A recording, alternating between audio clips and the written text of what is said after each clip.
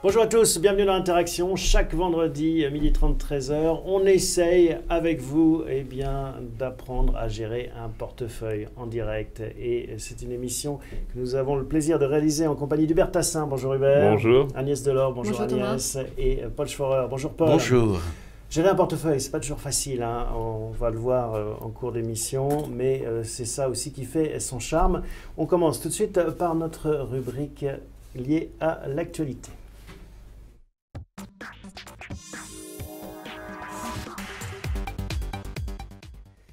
Oui, parce qu'il faut poser les bases, le contexte de l'actualité pour après prendre et organiser, structurer ces décisions de gestion. On commence avec ce retour sur des plus hauts de 3 mois, finalement, le CAC. Le CAC revenait à 4005, on a fait 3009, on a rebondi à 4005. Le CAC limite maintenant sa perte à l'heure d'aujourd'hui à un peu plus de 3%. Wall Street est légèrement en hausse, le Dow Jones, le Standard & Poor's légèrement en hausse, le Nasdaq légèrement en baisse. Il n'y a plus de très grosses baisses depuis le début de l'année. Bon, la Chine 12-13%, ce qui reste confortable, mais ce qui est pas la panique qu'on a eue. Les deux marchés qui montent de 20% depuis le début de l'année, c'est le Brésil et la Russie. Donc on respire, on se remet à raisonner et on ne raisonne pas seulement avec ces tripes, donc moins 3-4% sur les valeurs européennes, un peu plus sur le DAX, c'est toujours la question du commerce mondial, et un peu moins sur la France. Voilà, c'est un peu un retour au calme, mais beaucoup de problèmes, c'est qu'après avoir eu tout en noir, la croissance mondiale, la croissance chinoise, le pétrole, ça va un peu mieux, mais voilà. Agnès, est-ce qu'on respire mieux? Est-ce que vous le sentez physiquement? Vous dites, ouais, ça va un peu mieux, on est dans des eaux un peu plus calmes? Non. Non, on n'est pas du tout dans des eaux calmes pour l'instant parce qu'on accote d'autres événements d'ici la fin de ce premier semestre. Donc on a le Brexit. Bien avant, on a encore de nouveau des tensions avec la Grèce. On a l'Espagne où il n'y a pas, le gouvernement n'est toujours pas formé. Donc du coup, et puis on a la réunion de Doha là, qui va se terminer dimanche. Donc entre l'Arabie Saoudite, l'Iran, donc la Russie. Donc voilà, il y a toujours plein... Pour essayer de stabiliser les prix du pétrole. Donc le marché est très technique pour l'instant. Je dirais, on a surtout fortement monté par un secteur. Il y a 3 gros secteurs sur la semaine qu'on fait bien au-delà de la hausse du CAC. Ça a été le pétrole, les basic resources et les financières. Ça s'arrête là. Paul, la Grèce... Et dans les 3 cas, c'est un retour après avoir été très sanctionné. Oui, parce que les financières, elles perdent toujours 15%. Mais c'est quand même, le marché résonne à nouveau, mais est-ce qu'il ne croit pas trop que c'est fini? Le Parti communiste chinois nous annonce une statistique auquel personne et lui-même ne croit pas. Mais comme celle l'année dernière était déjà truquée, on se dit finalement c'est pas si mal. Paul, la Grèce, juste un mot là-dessus, elle pourrait se rappeler à nos bons souvenirs? La Grèce se rappellera à nos bons souvenirs, c'est à peu près certain. Et ça va remettre le même bazar que l'autre fois? Moi je ne suis pas certain que ce soit si dramatique que ça. Le point qui me paraît le plus important finalement et qui va se jouer peut-être ce week-end, c'est pas tant le prix du pétrole que le rôle que va jouer la Russie. C'est-à-dire que ce qui est essentiel pour avoir une fin d'année qui soit satisfaisante, en particulier en Europe, il faut qu'effectivement l'embargo russe tombe. Et c'est peut-être ce qui se joue dans le week-end à Doha, puisque finalement ça pourrait confirmer le fait qu'on le supprime en juin. Et ça serait une bonne nouvelle à moyen terme. Concernant la Chine, Agnès, c'est quand même plutôt un ouf de soulagement, même si Hubert ne croit pas aux statistiques. Mais non, les statistiques étaient déjà fausses, donc c'est pas très gênant. C'est la tendance qui compte. Voilà, c'est la tendance qui compte. C'est vrai qu'on a eu une amélioration. Enfin, le PIB de la Chine est ressorti en baisse par rapport au trimestre dernier. Oui, mais pas beaucoup. Pas beaucoup. Mais du coup, ça soulage les marchés quelque part. C'est-à-dire que, de toute manière, la Chine est en train de relancer ses anciennes mesures, notamment c'est par le crédit et l'endettement, et financer les dépenses publiques. Donc, ils vont augmenter leur déficit. Et puis, alors, il y a quelque chose d'important, c'est que même si la statistique est à prendre avec des pincettes, la statistique, c'est une communication du Parti communiste. Et donc, on peut en conclure qu'ils ne sont pas pressés de faire une pression sur leur change. Et ça, c'était quand même une des grandes inquiétudes, c'est que devant une situation qui leur échapperait, ils tapent sur le change. Et je sais que Paul lui dit, tant que le renminbi n'est pas dans les droits de tirage spéciaux du FMI, il n'y a pas de risque. Et ça confirme. Ça c'est un vrai point positif. Moi, je crois qu'il y a ce point positif. Et puis, il y a une autre chose, c'est qu'en fait, la Chine a continué à acheter de façon importante des matières premières, qu'elle stocke, qu'elle achète dans de bonnes conditions. Et ça, je pense que ça participe... Signe de confiance, comme quand une entreprise recrée des stocks. Voilà, on est vraiment dans une montée en productivité du secteur industriel à l'occasion de cette transformation, de cette réduction du rythme du secteur manufacturier. Et je pense que ça, c'est aussi très positif à moyen terme. Bon, on regarde les graphiques que vous nous avez apportés cette semaine. On commence sur le pétrole et pas le pétole, hein. Même si on disait qu'il n'y avait pas beaucoup de vent. Oui, il y a une coquille, effectivement. Le pétrole, là, c'est en fait l'indice S&P comparé au cours du pétrole. Et donc on est en retard. On voit clairement que finalement, le pétrole est remonté. Et l'indice est remonté. Donc en fait, on est bien dans un schéma où le pétrole est vraiment directeur des mouvements.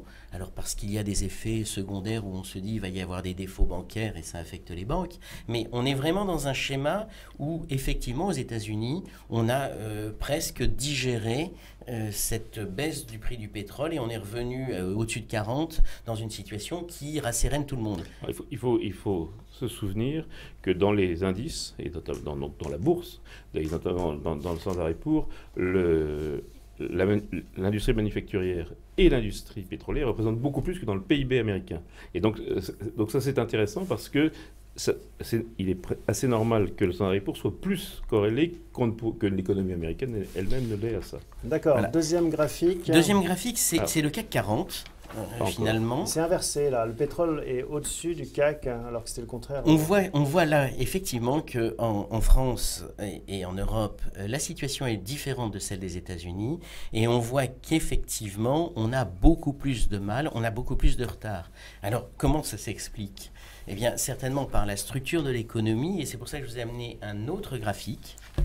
Le voici. Qui est plus complexe. Alors, vous avez... Je pense qu'on ne peut pas faire plus. Hein. Il faut donner les couleurs à chaque fois. Vous avez en bleu une flèche qui montre le mouvement du secteur bancaire. Attendez, elle est où la grande flèche. La grande flèche qui descend. D'accord, qui descend la tendance. Donc, voilà. Banque, ça, c'est les banques. C'est les banques. Et vous avez en face de cela la consommation qui est une flèche qui monte en rose. Conso. Et vous avez les ressources qui montent aussi. Qui montent aussi. Donc là, c'est les ressources de base, les matériaux de base. C'est les matières premières. C'est les matières premières. Et vous avez le pétrole qui, lui, se distingue puisqu'il est en haut du graphique. D'accord, donc c'est un anglicisme, ressources. Voilà. C'est en fait une situation, donc là, on cherche à analyser la surperformance des secteurs par rapport à l'indice. Donc, ce qui est le driver principal, on l'a vu, c'est le pétrole. Là, c'est ce qui se passe en Europe et on voit clairement que autant la consommation reste quelque chose qui crée de la valeur et de la surperformance, les ressources et l'énergie ont posé leur point d'inflexion. Donc ça, c'est quand même quelque chose de positif. C'est-à-dire qu'on est plutôt au lendemain de l'éclatement de la bulle matière première. Et on a en revanche le système bancaire qui, lui, détruit une partie de cette valeur et qui justifie presque qu'on soit en retard en Europe, alors que le nettoyage ayant été fait aux États-Unis, précédemment dans le secteur bancaire, ça ne pèse plus. Je pense que ça va même plus loin, c'est que les banques n'ont plus le même métier qu'elles avaient avant la crise des subprimes, pour faire vite. Les banques centrales leur donnent du crédit à distribuer, mais elles ne peuvent plus être des hedge funds, donc c'est plus le même métier. D'ailleurs, BNP a licencié encore une partie de sa BFI cette semaine. Et donc, quand on a eu des cours qui étaient entre 120 et 150% des fonds propres, aujourd'hui, à 50-60, elles peuvent remonter, mais elles ne retrouveront pas ces cours-là, je pense, Agnès. Oui, tout à fait. Moi, je pense que les banques ne vont plus délivrer ce qu'elles ont délivré. Elles vont plus sauter, elles vont plus faire faillite, voilà. Mais elles vont plus non plus nous donner des sommes folles.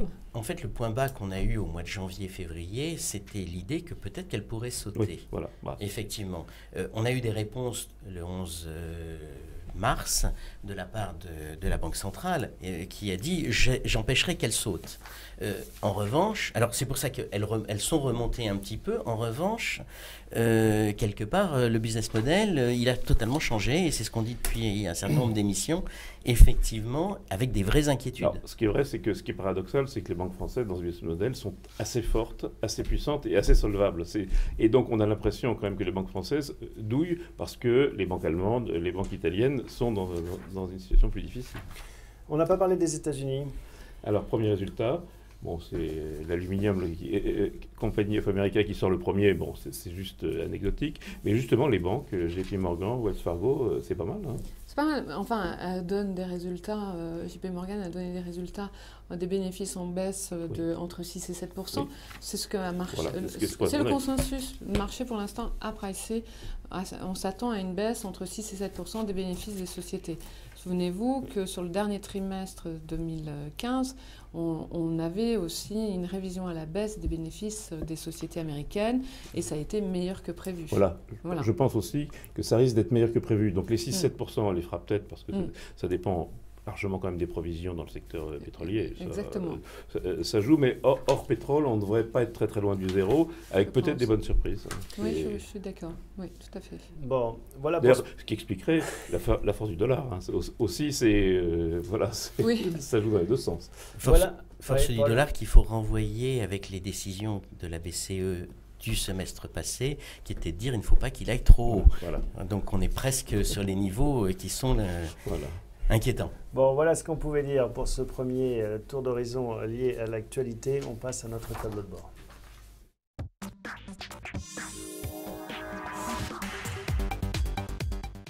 Alors, on commence tout de suite avec les traditionnels feux tricolores. Que se passe-t-il cette semaine du côté des feux? Alors, pas de grandes modifications, si ce n'est que le stress de refinancement se renforce légèrement puisqu'on passe d'un feu vert à un feu orange. Alors, je vous ai isolé justement le graphe du stress de refinancement. Qu'est-ce qu'il dit? Il dit tout simplement qu'il y a un peu plus de levier dans l'économie puisque la demande de liquidité auprès de la Banque centrale est accrue. Bon. Voilà. On reste en mode 3, sans commentaire. Sans commentaire, effectivement. Ce mode 3 caractérise une volatilité extrême aujourd'hui et on pourrait espérer qu'on en sorte rapidement. Bon, on dit ça chaque semaine. On continue avec les performances. C'est pas tout à fait gagné.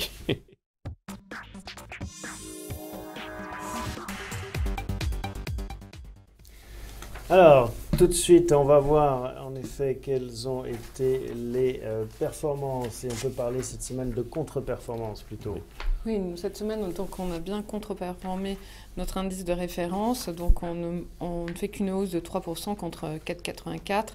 Mais tout de suite, cet écart s'explique surtout, notamment par la forte hausse de Total, des financières, donc des gros poids de l'indice, qui, si on voit dans le tableau CAC 40 de la semaine. Oui, voilà. Excusez-moi. Voilà, donc voilà, et on voit bien un Total qui est en hausse de 7%, AXA 10%. Donc la contribution sur les 5 premières lignes nous fait perdre notamment 2,28 de contribution, nous, sur notre fonds. Donc voilà. On a fait qu'un écart de 1 et quelques, mais ce qui veut dire qu'on a de bonnes idées quand même et de bonnes valeurs qui compensent aussi cet écart, parce que faire la même performance que son indice de référence dans cette période-là, c'est très difficile. Alors, ce qu'on a, c'est aussi ce que l'émission de la semaine dernière, c'est ce qui s'est passé sur les télécoms n'est pas rattrapable en une semaine. Voilà, ça aussi. Donc, on paye aussi ça. Donc, on le voit, le secteur. Oui, on voa notamment Orange qui a fait 6% de hausse. Mais la semaine dernière, avec Bouygues, ça nous a bien pénalisé. Ça a été Bouygues, voilà. Orange rattrape, Bouygues est un peu moins la on pourra en reparler, c'est très difficile de vendre du Bouygues, puisque Bouygues capitalise ce que valait Bouygues Télécom. Donc ça veut dire qu'on a tout le reste, qui n'est pas absolument zéro, pour zéro. Donc, alors après, vous avez des études d'analyse vous disant que les trois autres vont lui casser la figure. Mais comme ça fait 15 ans qu'on le dit, je ne sais pas très bien. Ça vaut peut-être pas 10 milliards, mais si ça en vaut 9 milliards et demi, ça ne change pas grand-chose. La discussion sur Bouygues et sur la gestion. Oui, sur les secteurs, moi je crois que ce qui est important, c'est que je pense que progressivement, on va voir finalement les défensives continuer à se réduire et les cycliques continuer à augmenter. En fait, on a eu très peur pendant le trimestre passé. Et on a eu la crainte que ce soit la fin du mouvement de hausse qui s'était initié en 2012. Je crois qu'on est de plus en plus dans quelque chose qui n'exclut pas de la volatilité immédiate, mais qui est rassurant. Et finalement, je pense que la structure du portefeuille continue à se déplacer, c'est-à-dire que la conso cyclique et les cycliques vont se renforcer, continuer à se renforcer dans notre portefeuille et vont continuer à apporter de la valeur dans les portefeuilles. Comme j'ai souvent dit, la consommation tout court qui est classée défensive et en revanche quelque chose qui est porteur. C'est le graphe le montrait. Oui. Alors dans nos classements c'est du défensif, mais en fait c'est du conjoncturel pour beaucoup. Oui. Tout à fait. Voilà ce qu'on pouvait dire. On avance avec la rubrique consacrée à la gestion. Je vous invite à nous poser bien sûr toutes vos questions.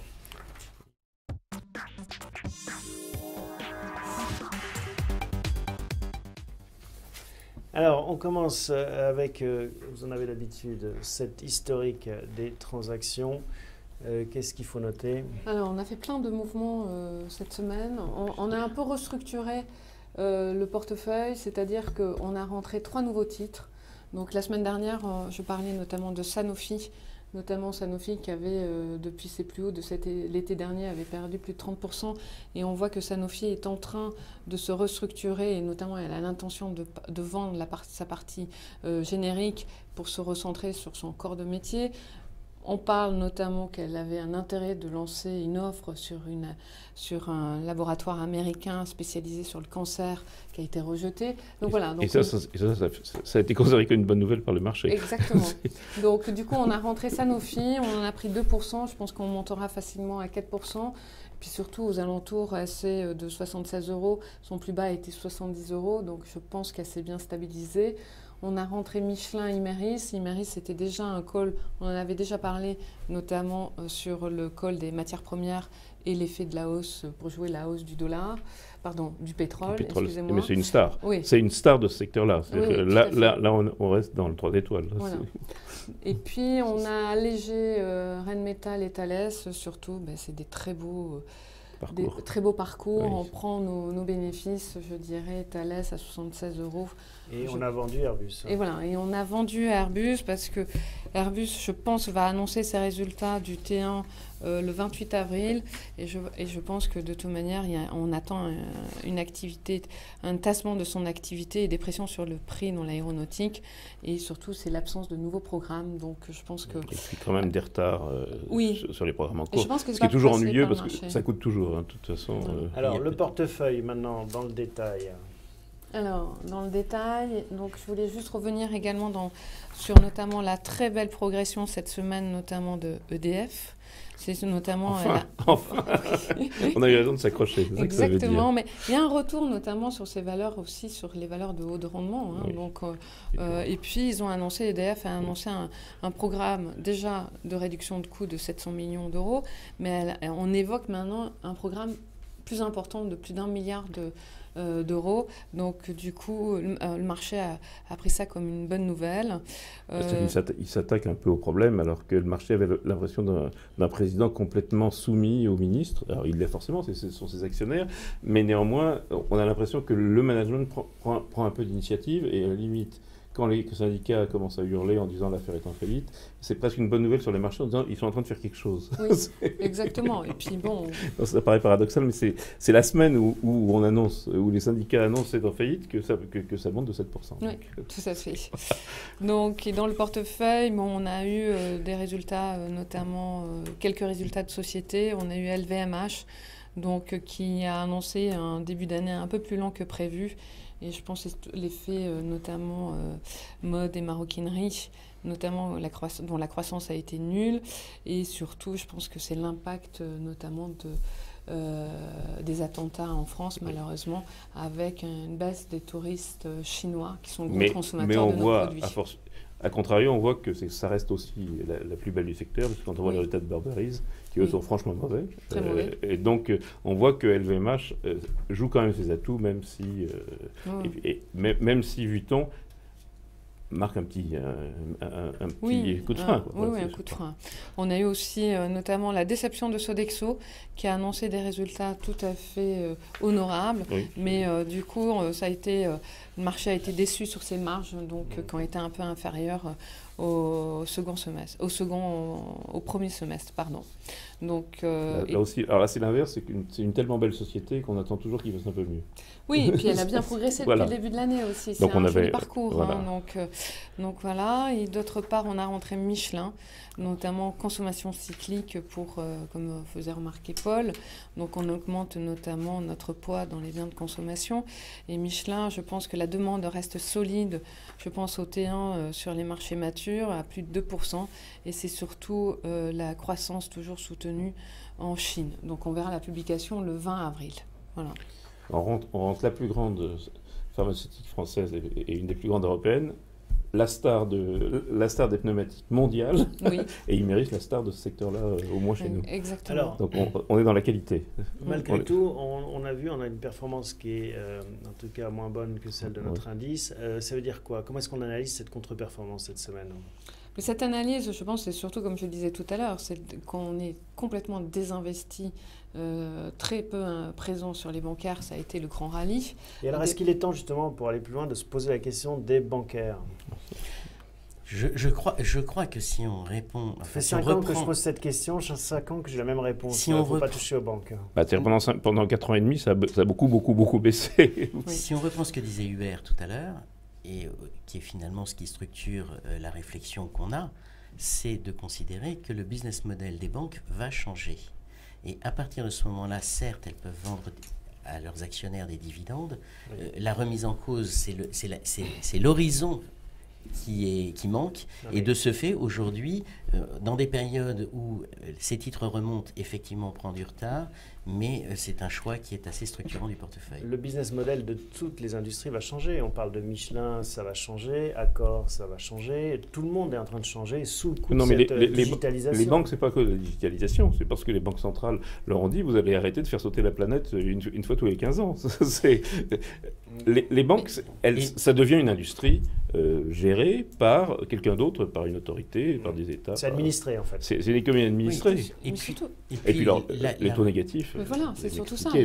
Pression sur les marges, ce qu'on dit. Moi, on va avoir une pression sur les marges des financières.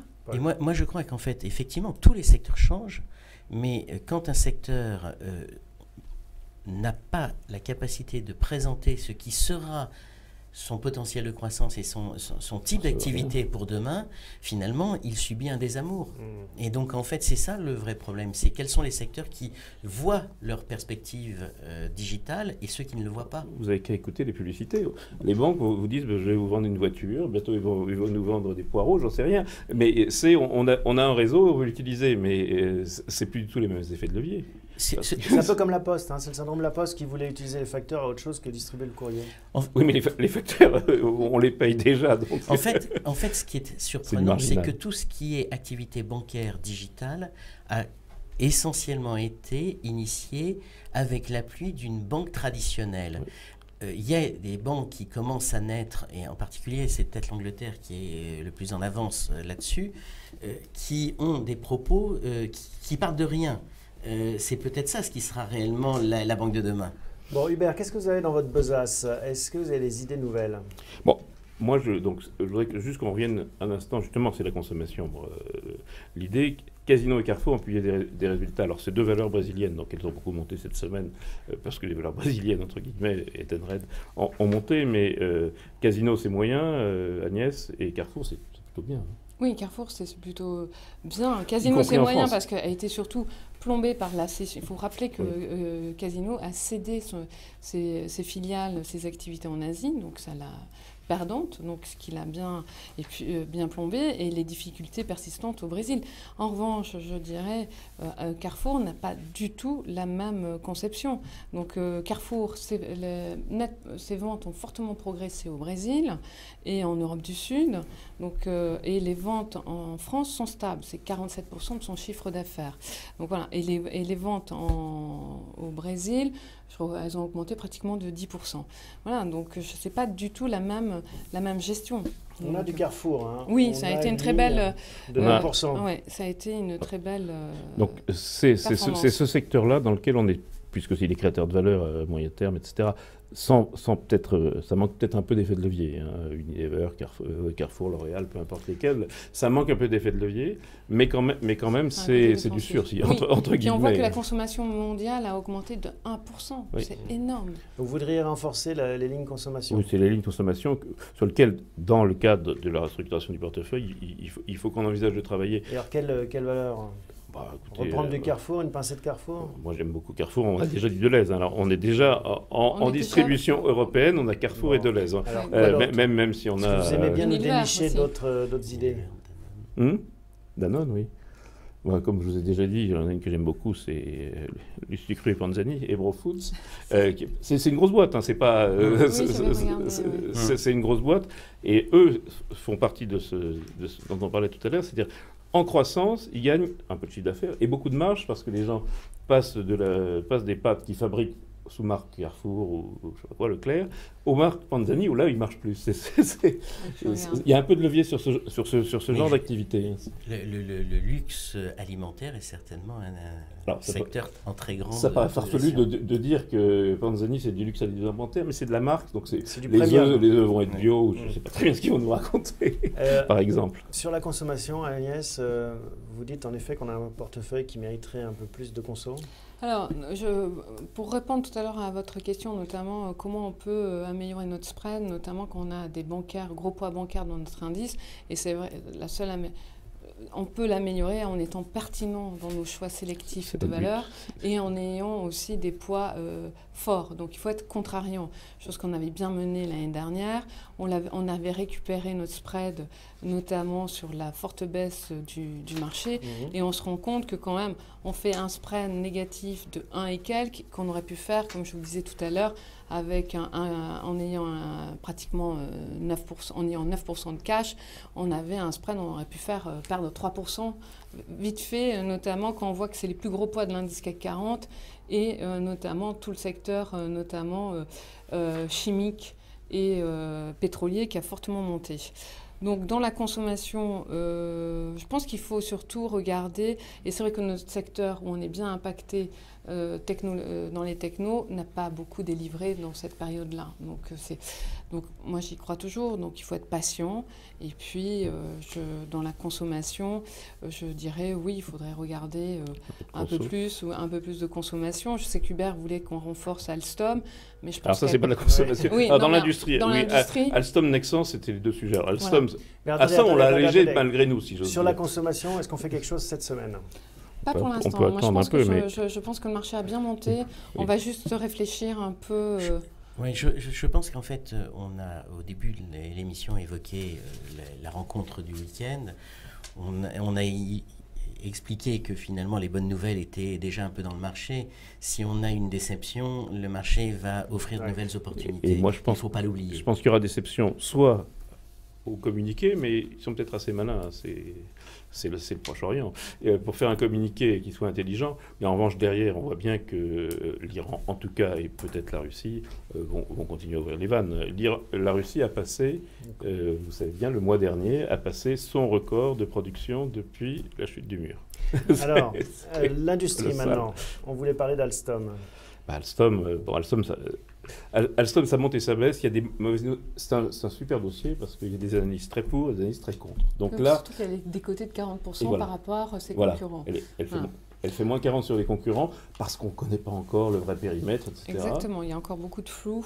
Donc déjà, je pense que nous, et c'est vrai qu'on avait apporté nos titres, notamment qu'on a cédé à 35 sur l'opération à 35 €. C'était judicieux. Voilà, non, exactement. Et pour l'instant, c'est vrai que nous n'avons pas renforcé. Donc, on n'est pas remonté à 2 et quelques. Donc, est-ce que c'est le moment ? Je pense que pour l'instant, il y a encore trop de flou. Et je pense qu'on a 1,80 d'Alstom, je trouve que c'est déjà pas mal. Moi, je pense qu'il faut un peu d'industrie et que Alstom est un des bons, surtout si on vend du Airbus. On est en train de... Encore une fois, je suis le premier à penser que c'est d'abord la conso, mais bon, il y a d'une part la numérisation de la société, comme on l'a dit, donc Atos, des boîtes comme ça, donc Atos, on les a toujours, mais aussi judicieusement, on a allégé ou vendu les Capgemini, donc on s'est un peu allégé dans ce qui est purement industriel. Alors, il y a le cas d'Alstom, il y a le cas de Nexans, dont on a déjà parlé, qui est un cas très particulier, mais quand même d'une industrie qui, mine de rien, est liée au numérique, parce que faire des câbles, c'est lié au numérique. Donc voilà, c'est des sujets à ouvrir. Encore une fois, personnellement, je pense que le marché, après avoir tout vu en noir, voit peut-être un peu trop de rose aujourd'hui. Bon. Donc c'est pas le moment forcément d'investir. C'est-à-dire que quand on vend, c'est pas, si on vend en vendant les Airbus, c'est pas obligatoire de réinvestir. D'accord, on peut garder le cash et l'argent ne doit pas brûler les doigts. On arrive au terme de l'émission. En conclusion, Agnès, on ne touche à rien? On ne touche à rien. On attend. Wait and see. Oui, et moi je rajouterais, et ce qui sera très intéressant, c'est de voir comment arrive à se positionner la Russie, parce que je pense que c'est très important pour les perspectives à venir. La Russie, maintenant, les États-Unis lui ont donné la clé de l'affaire syrienne. On va se mettre d'accord avec un nouveau Premier ministre ukrainien, ça sera l'occasion. Il y a un nouveau Premier ministre, on va un peu noyer le poisson pour le partage. Donc effectivement, c'est le grand retour de la Russie. On partage une partie de la Turquie contre une partie de l'Ukraine. Le grand retour de la Russie contre le vieil ennemi ottoman. Bon, allez, sur ces considérations géopolitiques, on vous laisse. Résultat, donc, en effet, de cette rencontre de Doha à la fin du week-end. Et on se retrouve la semaine prochaine, même endroit, même heure.